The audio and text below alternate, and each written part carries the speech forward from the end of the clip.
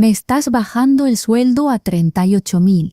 Lo dije lo bastante alto como para que todas las cabezas en la sala se giraran como si hubiera confesado un crimen. Grayson Turner ni pestañeó, dedos entrelazados, pose de gurú corporativo, observando cómo digería el número que acababa de dinamitar mi vida. Lo que me acababan de entregar no era un ajuste salarial, era un disparo en seco a mi carrera. Pasar de 98.000 a 38.000 no podía disfrazarse de recorte, sonaba más bien a sentencia firmada en una celda de Excel. El documento en la mesa llevaba por título Reestructuración organizativa, y justo debajo mi nombre en la tipografía más impersonal posible. Todo olía a veredicto, no a política empresarial. La frase de Grayson rompió el aire como cuchillo en mantequilla. Es en toda la compañía de Cota, nada personal, nada personal. Claro, 3 jefes de departamento habían recibido paquetes de salida generosos. Yo, en cambio, sentado frente a un papel que me reducía el sueldo más del 60% sin indemnización, sin salida digna. Eso no era personal y no era lo único. 2 meses antes me habían restringido el acceso al laboratorio temporalmente sin explicación convincente. Los presupuestos de mis proyectos habían sido recortados de manera quirúrgica, sin motivo aparente. Equipos reasignados, señales que ahora encajaban como piezas de un rompecabezas envenenado. No extendí la mano hacia el papel. Lo miraba fijo como si existiera la mínima posibilidad de que ardiera por combustión espontánea. Un hombre de finanzas cuyo nombre jamás consideré digno de recordar, intervino con voz de manual. El mercado está cambiando. Tenemos que alinear los recursos con los ingresos actuales. Traducción al idioma real. Estamos perdiendo dinero y alguien tiene que cargar con la culpa. En ese momento todos los ojos se clavaron en mí como si esperaran que aceptara el papel de chivo expiatorio, pero yo ya había entendido el guión. El escenario estaba montado desde antes, la reducción de acceso, la poda de presupuestos, la marginación sutil. No era un error administrativo, era un desalojo cuidadosamente calculado, y yo no estaba dispuesto a interpretar ese papel. El tipo de finanzas aún seguía murmurando frases de consultor. El mercado está cambiando, hay que realinear recursos. Pero en mi cabeza la traducción era otra. La empresa se hunde y hemos elegido quién paga. Yo me llamo Dakota Pierce, tengo 36 años, soltero, y vivo en un loft reciclado en el centro de Portland. Desde hace 7 años soy ingeniero líder de materiales en Brightstone Dynamics, la empresa que fabrica los adhesivos y selladores que mantienen juntas vigas de acero y hacen que las alas de un avión sigan en su sitio. Si algo puedo afirmar con pruebas es esto: en los últimos 3 años, mis desarrollos duplicaron los ingresos de la compañía.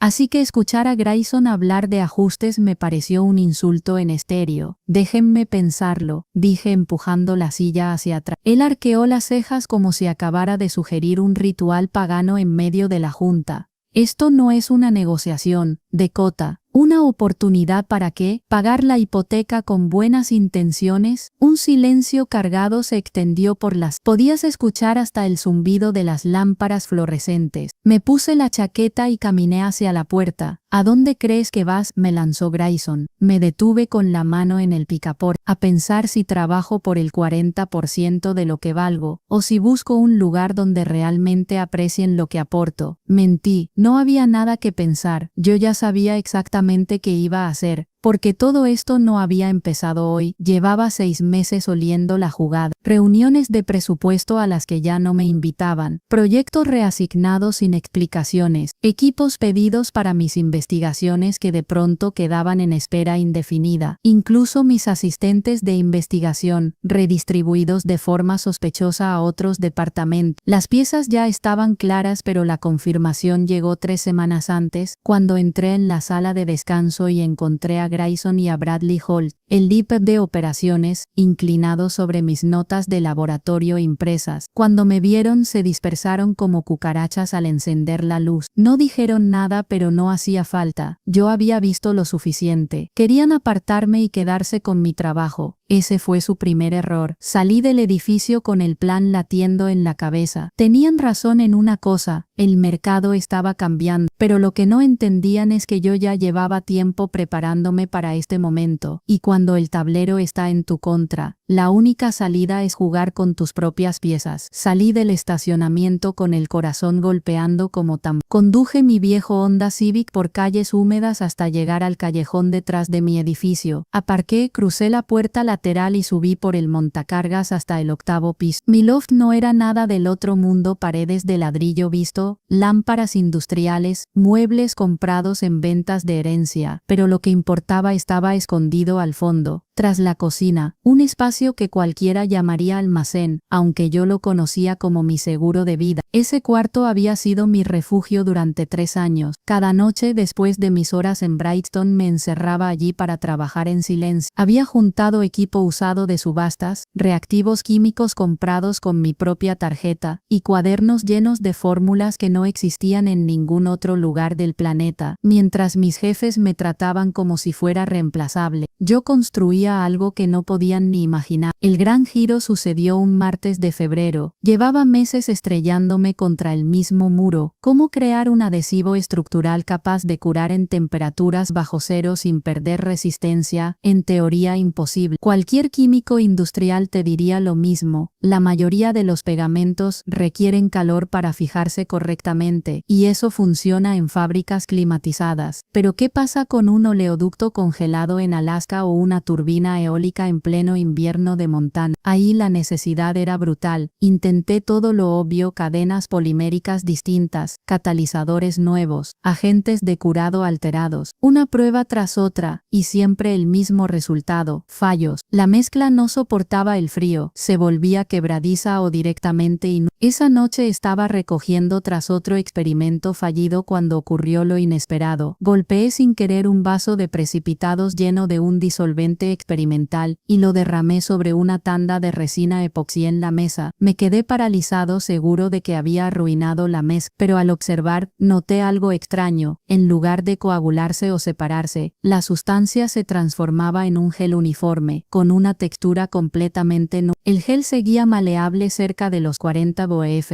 unos 4 sim. Durante los siguientes 4 meses viví en ese laboratorio improvisado. Refiné la fórmula, la probé en juntas metálicas, paneles compuestos, piezas sometidas a estrés. Una y otra vez los resultados confirmaban lo mismo. Había encontrado lo que toda la industria buscaba desde hacía décadas. El destino de mi futuro ya no estaba en el papel que Grayson me había arrojado en la mesa. Estaba en ese gel, naciendo de un error que resultó ser mi mejor descubrimiento. Aquel hallazgo cambió mi vida. Lo que parecía un descuido de laboratorio se convirtió en la respuesta a un problema que había frenado a químicos industriales durante décadas. Pero yo sabía algo crucial: un invento así no significaba nada si no podía protegerlo legalmente. Pasé semanas enteras documentando cada avance con precisión quirúrgica. Monté una cámara barata en una esquina del cuarto y grabé cada prueba relevante, cada variación de fórmula, cada resultado. Guardaba recibos de cada químico comprado con mi tarjeta personal, notas de laboratorio fechadas y firmadas con mi puño y letra, incluso fotos del espacio, para demostrar que todo ocurría lejos de las instalaciones de Brightstone. Nadie podría alegar que había usado los recursos de la empresa. Con cada comprobante que archivaba, me sentía más blindado. El adhesivo Sub-Zero no era solo una novedad curiosa, tenía el potencial de transformar la construcción y la reparación en climas extremos. Imagina poder arreglar un oleoducto sin necesidad de calentar todo un tramo helado, o reforzar una estructura en pleno invierno sin esperar al verano. No se trataba de un simple pegamento, sino de un cambio de paradigma en la forma de construir y mantener infraestructura. Lo más irónico era que todo ese trabajo lo había hecho fuera de la empresa que intentaba dejarme fuera del juego. Brightstone había recortado mis presupuestos, frenado mis pedidos y movido a mis asistentes como piezas prescindibles en un tablero. Pero en su obsesión por reducir costos, me habían dado el mayor regalo: la motivación para trabajar solo, por mi cuenta, y construir algo que ellos jamás podrían reclamar como suyo. Cada noche al terminar una tanda de pruebas, miraba mis cuadernos llenos de fórmulas y gráficos de esfuerzo. Cada línea era un testimonio de que no necesitaba a Bryston. De hecho, la empresa era un obstáculo. Mientras ellos enterraban proyectos en comités interminables, yo avanzaba con la velocidad de alguien que solo rinde cuentas a sí mismo. En ese punto no quedaba duda. Tenía que llevar el descubrimiento a un terreno seguro. Sabía perfectamente a quién llamar. Una abogada tenía fama de no dejar piedras sin mover cuando se trataba de proteger la propiedad intelectual. Su nombre, Elena Rodríguez. Me repetí un mantra mientras revisaba mis archivos una vez más. Si Bryston cree que puede arrinconarme, se equivocan. Esta vez todas las cartas están de mi lado. Si alguien podía convertir mis noches de trabajo en una fortaleza legal, era ella. Conocida en Portland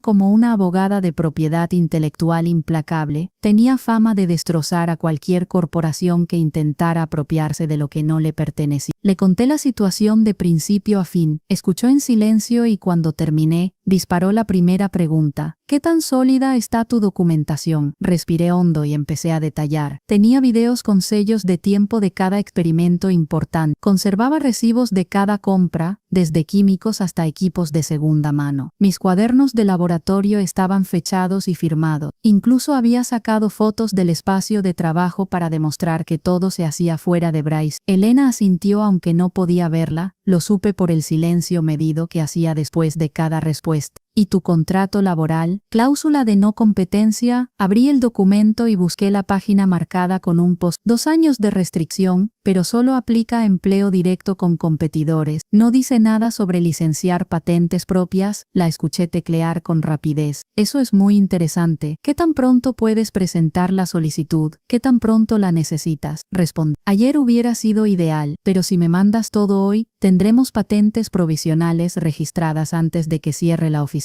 Me reí por primera vez en días. Me gusta tu estilo. Ese mismo día reuní cada archivo digital, cada documento escaneado, cada grabación. Elena lo recibió antes del mediodía y a las 5 en punto me llamó con la voz cargada de energía. Listo. 4 patentes provisionales a tu nombre. El adhesivo Sub-Zero es la estrella, pero tus otras fórmulas también son sólidas. El sellador resistente a impactos, los compuestos estables a temperatura y ese revestimiento anticorrosivo para ambientes marinos. Estás protegido. Colgué la llamada y me dejé caer en la silla de mi laboratorio improvisado. Miré alrededor los estantes cargados de frascos, las máquinas viejas con cinta adhesiva sujetando partes sueltas, y los cuadernos apilados como ladrillos de una muralla. Era un lugar caótico, pero en ese caos había construido algo que ninguna junta directiva podría arrebatarme. Bryston pensaba que me tenía contra la pared. Lo que no sabían era que ya había abierto una salida y la había reforzado con acero legal. A partir de ese momento, el juego había cambiado.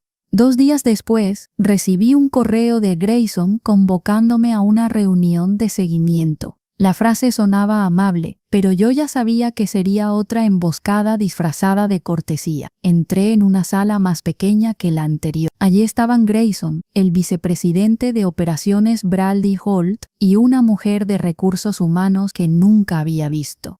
Me senté sin prisa. Cuando intentaron hablar de ajustes salariales y reconsideraciones, saqué un sobre manila y lo dejé en la mesa. Grayson lo miró con la incomodidad de quien observa un artefacto desconocido. ¿Y eso?, preguntó la DRE. Achache, lo abrí con calma y desplegué 4 documentos frente a ellos, como cartas en una mesa de póker. Son solicitudes de patente, todas a mi nombre. El silencio que cayó fue denso. Grayson agarró una de las hojas y su rostro perdió color al leer los encabezados técnicos. Esto no puede ser, estas fórmulas se desarrollaron con recursos de la compañía.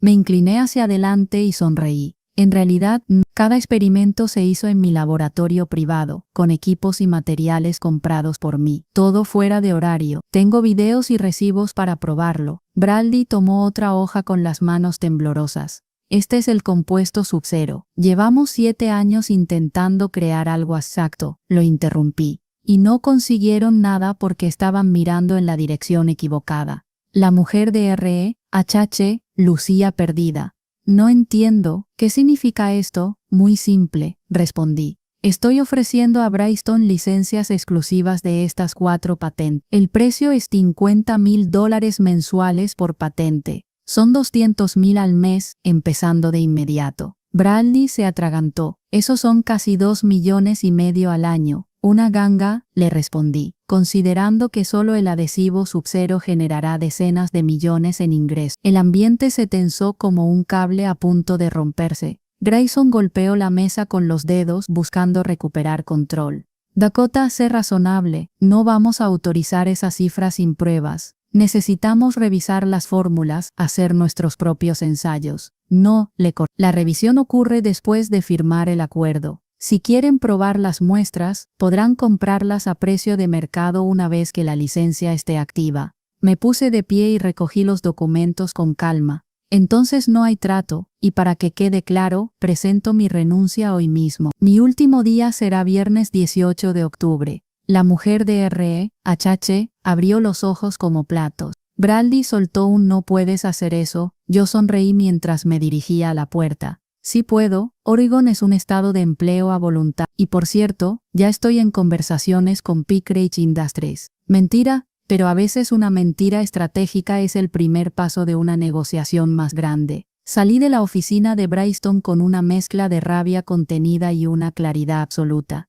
La partida apenas estaba empezando. Esa misma tarde me senté frente al computador en mi loft y tracé el mapa del mercado. Había 3 jugadores que darían cualquier cosa por poner sus manos en un adhesivo de curado Sub-Zero. Pickridge Industries, Industrial Solutions Group, ISG, y Consolidated. Pickridge era la elección natural. Tenían músculo financiero, infraestructura global y una reputación agresiva cuando se trataba de innovación. Marqué el número de su central y pedí hablar con la directora de IPU. Su nombre aparecía en cada artículo de innovación química de la última década. Cuando finalmente respondió, fui directo al grano. Soy Dakota Pierce, tengo una tecnología que podría interesarles. Adhesivos estructurales que mantienen su resistencia incluso. Al otro lado hubo un silencio corto seguido de incredulidad. Eso no es posible con la química actual. Lo era, la corregí. Hasta que encontré un nuevo sistema catalítico que lo cambia todo. Pidió especificaciones técnicas. En vez de enviarle papeles, ofrecí algo mejor, una demostración en persona.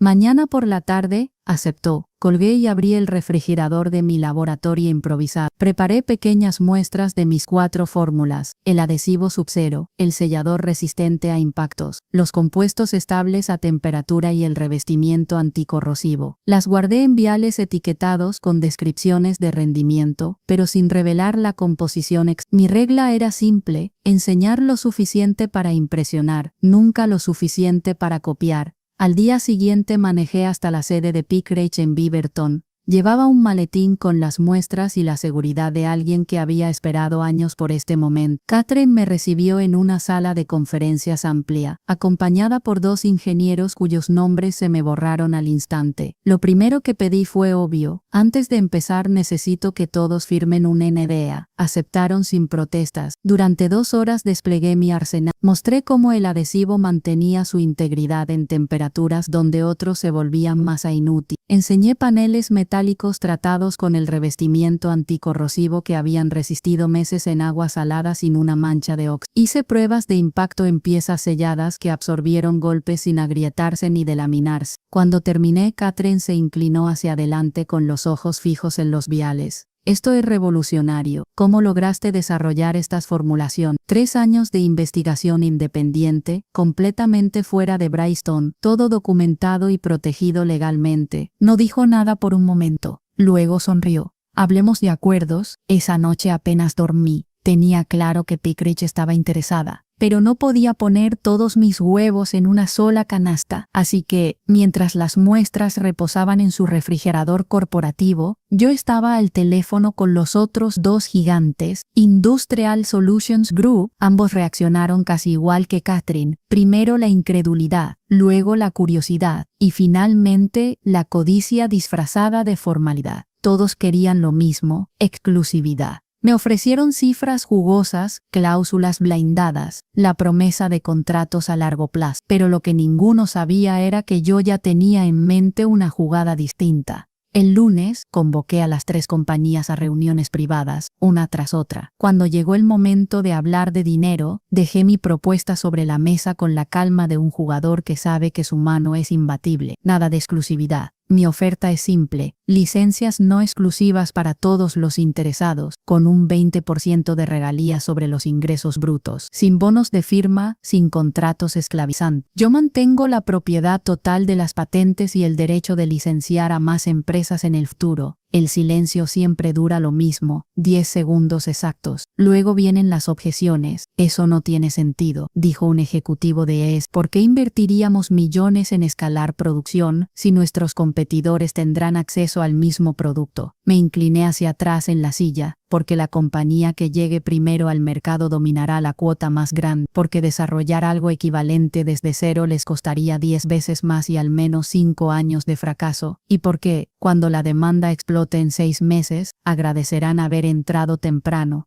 Catherine me miró con una mezcla de frustración y respeto. Lo estás estructurando para generar competencia. ¿Cuál es el verdadero motivo? Sonreí. Maximizar el impacto. Disruptir a Brightstone y al resto del mercado de una sola vez. Nadie lo admitió en voz alta, pero entendieron que la jugada tenía lógica. Si todos entraban al mismo tiempo, yo ganaba regalías de varios frentes, y ellos tenían la oportunidad de superar a sus rivales en velocidad de ejecución. Al final, lo único que importaba era quién llevaría primero los productos a gran escala. El miércoles recibí confirmación de los 3 aceptaban mis términos. Me encontré de repente con un futuro proyectado de más de $8 millones al año en regalías una vez que la producción alcanzara su ritmo máximo. Mientras Brightstone me había reducido a 38,000, yo estaba a punto de convertir mis noches de trabajo solitario en un negocio que valdría cientos de veces más. Su voz tenía ese tono entre seria y satisfecha. Dakota, Brightstone acaba de presentar una demanda. No me sorprendió, aunque la velocidad me confirmó su desesperación. La acusación era clara, alegaban que mis patentes eran en realidad propiedad de Brightstone y pedían una medida cautelar que me impidiera licenciar la tecnología mientras durara el juicio. En otras palabras, querían congelar mi avance antes de que despegara. ¿Tienen pruebas?, preguntó. Solo conjeturas, dijo Elena. Están afirmando que usaste tiempo y recursos de la empresa para desarrollarla. Nada específico, solo insinuaciones. Sonreí. Había pasado 3 años preparando este momento, entonces no tienen nada. Elena no perdió tiempo en darme instrucciones. Tenía que reunir todo, recibos con fechas, videos con sellos de tiempo, notas de laboratorio que demostraban que los experimentos se hicieron fuera del horario laboral. Y lo más importante, las diferencias técnicas entre mi adhesivo de curado en frío y los proyectos que Brightstone llevaba años intentando. Ahí estaba la clave. Ellos se habían obsesionado con modificar cadenas poliméricas existentes para soportar bajas temperaturas. Yo había tomado otro camino, un sistema catalítico completamente nuevo. El enfoque era distinto desde su base, como comparar un motor eléctrico con uno de combustión. No había forma de que un juez confundiera eso. Elena revisó todo en detalle. Tu documentación es más limpia que un quirófano, me dijo. Lo que ellos presentan son especulaciones, correos sueltos hablando de direcciones de investigación, y claro, el testimonio de Grayson diciendo que es imposible que un solo ingeniero lograra esto sin usar recursos de la compañía. Traducción, no cree que pueda hacerlo solo, así que supone que debí robarlo. Exacto, pero suponer no es probar. Mientras tanto, yo sabía cuál era su estrategia oculta. No se trataba de ganar en tribunales, sino de asustar a mis nuevos socios. Si lograban sembrar dudas sobre la legalidad de mis patentes, quizá Peckrich, ESG y Consolidated se echarían atrás antes de invertir millones. No podía permitirlo, así que decidí pasar a la ofensiva. Convocamos a los 3 licenciatarios a una reunión urgente. Quería mirarlos a los ojos y mostrarles por qué Brightstone no tenía caso. La demanda no era una amenaza, era una oportunidad para demostrarles que, a diferencia de Brightstone, yo sí sabía cómo preparar cada jugada con antelación.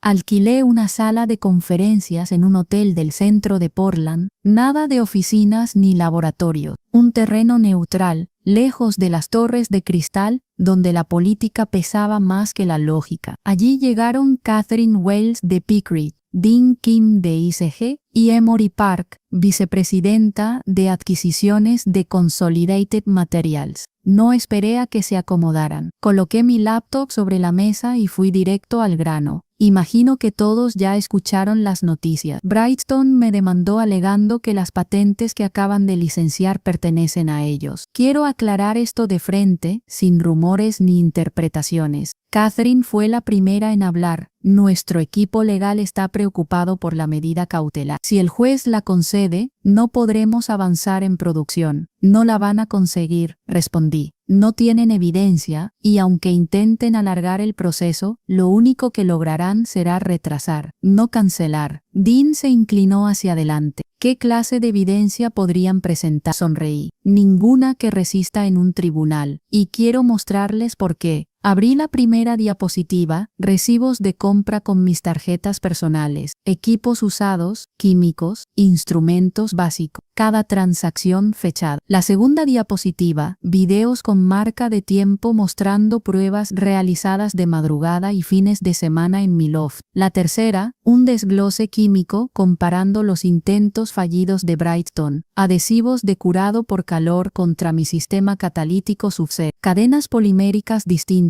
mecanismos de curado opuesto. No había coincidencias, solo enfoques radicalmente diferentes. Emory, la más escéptica, cruzó los brazos, y si alegan que tu trabajo en Brightstone te dio el conocimiento base para estas fórmulas. El conocimiento general no es propiedad intelectual, repliqué. No puedes demandar a un ingeniero por saber química. Para reclamar eso, necesitarían demostrar que la investigación de Brightstone fue esencial para mis patentes. Y no lo fue. La reunión duró más de una hora. Cuando terminé, Catherine se recargó en la silla y sonrió por primera vez desde que entró. Esto es lo que necesitábamos. La documentación es impecable. Dean asintió. Entonces podemos seguir con los planes de producción. ¿Cuál es el cronograma realista? Pruebas de escalado en 2 semanas, capacidad completa en 90 días. Cerré la laptop y los miré a todos. El mercado de reparaciones de emergencia vale más de 200 millones al año. Con el adhesivo subcero, podemos tomar un 30% en el primer año. Conservador, pero alcanzable. Nadie objetó. Esa mañana no solo aseguré a mis socios, también les dejé claro que Brightstone estaba disparando con balas de humo. Era Tommy Breaks, mi antiguo asistente de investigación. Había sido reubicado en otro departamento justo cuando empezaron a recortar mis proyectos, pero seguíamos en contacto. Su voz sonaba tensa, casi ansiosa. Dakota, tienes que saber lo que está pasando aquí dentro. Esto es un desastre. Le pedí que me contara, y lo que escuché confirmó lo que ya sospechaba. Brightstone había formado 3 equipos diferentes trabajando día y noche para intentar ingeniería inversa de mis fórmulas. 16 horas diarias, materiales gastados sin control, laboratorios en estado de colapso. El problema era simple. No estaban ni cerca de lograrlo. El proyecto de compuestos resistentes al calor ya falló 6 veces seguidas, me dijo Tommy. El sellador de alta presión fue cancelado, y el adhesivo subcero, ni siquiera saben por dónde empezar. Lo escuchaba con calma, pero por dentro no podía evitar un nudo de emociones. Por un lado, satisfacción. Habían menospreciado mi trabajo durante años, y ahora se ahogaban intentando replicarlo. Por otro, cierta tristeza. Mis colegas, la gente de a pie, no merecían sufrir por la ceguera de la dirección. ¿Y el ambiente? Pregunté. Tommy soltó una risa amarga. 3 personas renunciaron en las últimas 2 semanas. Janet de control de calidad, Michael de pruebas y hasta la doctora Stevens del laboratorio de polímeros. Y no son los únicos que están pensando en irse. Todo el mundo siente que el barco se hunde. Las finanzas tampoco pintaban bien. El rumor en los pasillos era que las proyecciones trimestrales estaban destrozadas, los ingresos muy por debajo de lo que habían prometido a la junta directiva. Y mientras tanto, se quemaban millones en abogados para pelear un caso perdido contra mí. El precio de las acciones ya cayó un 15% desde que salió la noticia de la demanda, añadió Tommy. Hay nervios en el directorio, algunos creen que Grayson va a caer pronto. Colgué la llamada con la certeza de que Brightstone estaba atrapada en una espiral descendente. Se aferraban a la idea de que podían salvarse copiando lo que yo había creado, sin entender que no era solo la fórmula, era el proceso, la visión, la paciencia de años de experimentos. Todo eso era mío, y ya estaba protegido, mientras ellos se desangraban intentando recuperar lo que nunca supieron valorar. Yo estaba construyendo un futuro que no dependía de comités ni presupuestos recortados. Una semana después, Elena me llamó con la voz más satisfecha que le había escuchado hasta entonces. Buenas noticias, Dakota. El juez acaba de desestimar la demanda de Bryston. Me quedé en silencio un segundo saboreando la frase. ¿Así de rápido? Sí, su equipo cometió un error al presentar la denuncia como emergencia. Eso los obligó a mostrar sus pruebas de inmediato y eran tan débiles que el juez las calificó de especulativas y sin fundamento. Caso cerrado. Me reí. Bryston había intentado asustar a mis socios, y en su prisa lo único que lograron fue dejar claro que no tenían nada. ¿Y ahora? Pregunté. Ahora seguimos adelante con la contrademanda por litigio frívolo. Vamos a exigir costos legales, daños por retrasos y hasta daños punitivos.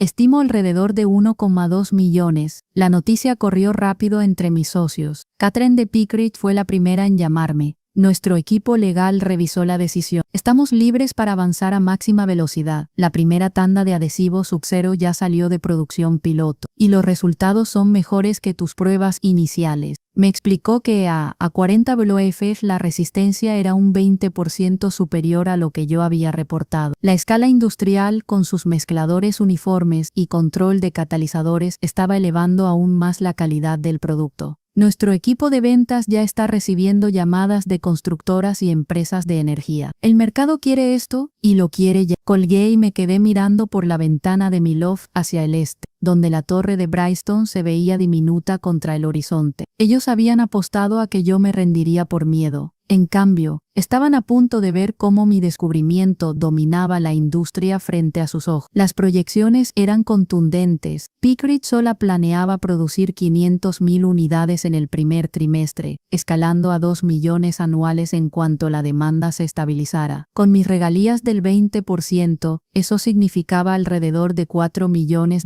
al año solo de ello. Y aún faltaban ICG y Consolidated con planes similares. En cuestión de meses, mi ingreso anual proyectado saltaba de los 38,000 insultantes que me ofrecía Bryston a más de 12 millones. Esa tarde, mientras ordenaba mis cuadernos en el laboratorio improvisado, sonreí. El lugar era pequeño, caótico y lleno de equipos parchados, pero desde ahí había derrotado a una corporación que me subestimó y había construido un negocio que los dejaría atrás. La confirmación llegó de la mejor fuente posible, otra llamada de Tom. Su voz sonaba más ligera, como si estuviera disfrutando del chisme. Lo hicieron. Dakota. El directorio echó a Grayson. No me sorprendió. Las cifras hablaban solas, ingresos cayendo un 35%, proyectos clave cancelados, la acción desplomándose. Grayson había jugado sus cartas como si todavía tuviera poder, pero la mesa ya no le respondía. Poco después, un nombre nuevo apareció en mi bandeja de entrada, Robert Fletcher, designado como CEO interino. Me invitaba a un almuerzo para hablar de un futuro en común. Dudé, pero acepté. Tenía curiosidad por ver qué clase de discurso traía bajo el brazo. Nos reunimos en un restaurante discreto, lejos de las oficinas. Fletcher, un hombre de cabello canoso y tono pausado, parecía cansado, como alguien a quien le entregan un barco ya en llama. No perdió tiempo en cortesías. Dakota, lo que te hicieron fue inaceptable. El recorte salarial, la demanda, todo mal manejado. Quiero que lo sepas. Bryston necesita corregir ese error. Lo dejé hablar. Mencionó mis 7 años de servicio impecable, mis aportes a la innovación, el impacto en los ingresos. Finalmente soltó la oferta. Queremos que regreses. Puesto de ingeniero senior, salario anual de $120,000, beneficios completos y un bono de 50,000 por el daño causado. No pude evitar reír. Robert, mis regalías proyectadas este año superan los 12 millones. Me estás ofreciendo menos del 1% de lo que ya gano. Lo vi tragar saliva. Evidentemente Grayson jamás había contado al directorio la magnitud real de mis contratos. Fletcher intentó virar la conversación hacia la reconstrucción y asociaciones futuras, pero yo ya tenía mi respuesta. Lo que necesitas es una máquina del tiempo para retroceder y no intentar destruirme cuando todavía trabajaba allí. El almuerzo terminó en un silencio incómodo. Lo único que me llevé fue la certeza de que Bryston no tenía remedio. 2 meses después, los titulares confirmaron el final. Bryston Dynamics se declaraba en bancarrota. No pudieron pagar sus deudas ni mantener contratos, mientras sus competidores, mis socios, arrasaban con el mercado. Yo, en cambio, moví mis piezas en silencio. A través de una empresa pantalla, compré parte de la propiedad intelectual secundaria de Bristol, procesos de manufactura, protocolos de pruebas, nada relacionado con mis patentes. Y lo más importante, fiché a varios de sus mejores talentos. Bristol se derrumbaba. Yo estaba levantando algo nuevo sobre sus cenizas. Con Bristol reducido a polvo, era momento de construir algo propio. Lo llamé Pierce Materials Engineering, no como un gesto de ego, sino como una promesa. Esta vez, la empresa llevaría el nombre de quien realmente hacía el trabajo. Mi primer movimiento fue contratar a la gente que había visto mi valor incluso cuando Grayson intentaba borrarme. Tommy Briggs fue el primero, ahora como jefe de operaciones de investigación. Poco después se unió la doctora Stevens, una de las mejores químicas de polímeros que conocía. A ellos siguieron técnicos, asistentes y especialistas que estaban hartos del caos en Bristol y querían un lugar donde su talento importara. Con el equipo listo, llegaron los contratos. Pickrick quería que desarrolláramos la siguiente generación del adhesivo Sub-Zero. Industrial Solutions Group nos contrató para una línea de selladores capaces de resistir cambios extremos de temperatura. Consolidated Materials, por su parte, buscaba un recubrimiento para aplicaciones militares, una especie de blindaje químico contra ambientes corrosivos. El laboratorio que antes había sido mi loft se volvió insuficiente en cuestión de meses. Arrendé un espacio de 3.000 pies cuadrados en un parque industrial cerca del centro de Portland. Allí instalamos centrifugadoras profesionales, espectrómetros de última generación y sistemas de almacenamiento a temperatura controlada. Por primera vez, trabajaba en un entorno diseñado para crecer, no solo para sobrevivir.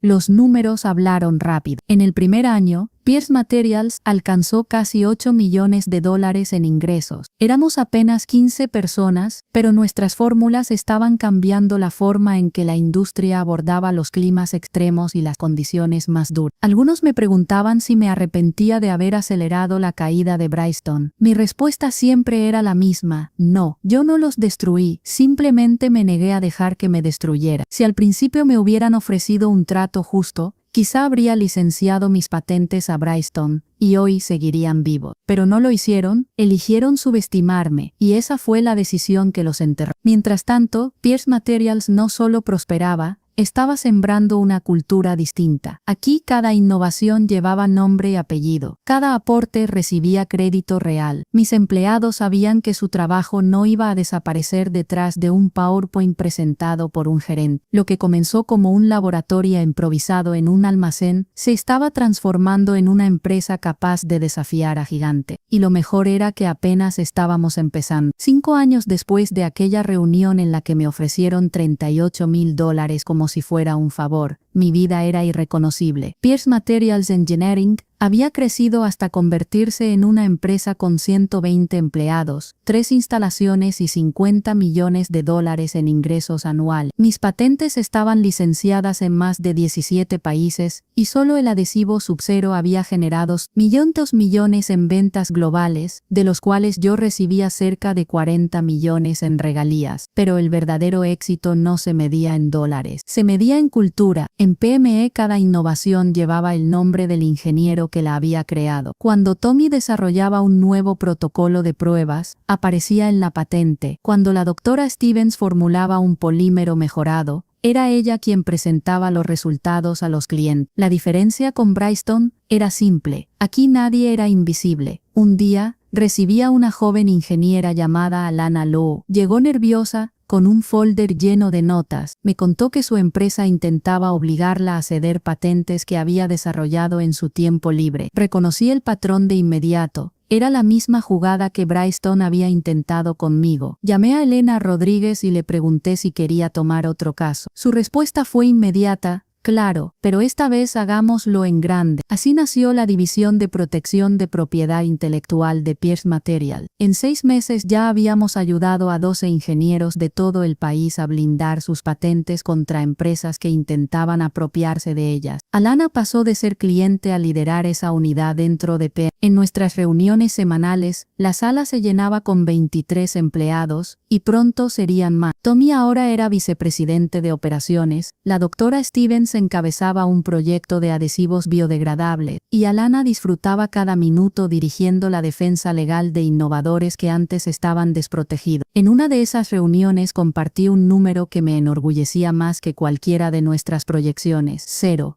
empleados que habían renunciado ese año por política interna o por sentir que su trabajo no era valorado. Esa cifra generó más aplausos que cualquier balance financiero. Anuncié también la construcción de una nueva sede de 50.000 pies cuadrados, con laboratorios de vanguardia y oficinas con ventanas para todos, no solo para directivos. Cuando Pierce Materials crecía, todos crecían conmigo. A veces pienso en Bryston, ya demolida para dar paso a un complejo de uso mixto, y sonrío, no porque haya caído, sino porque de sus ruinas nació algo mejor. Al final la mejor venganza nunca fue destruirlos, fue vivir bien y construir algo que ellos jamás imaginaron posible.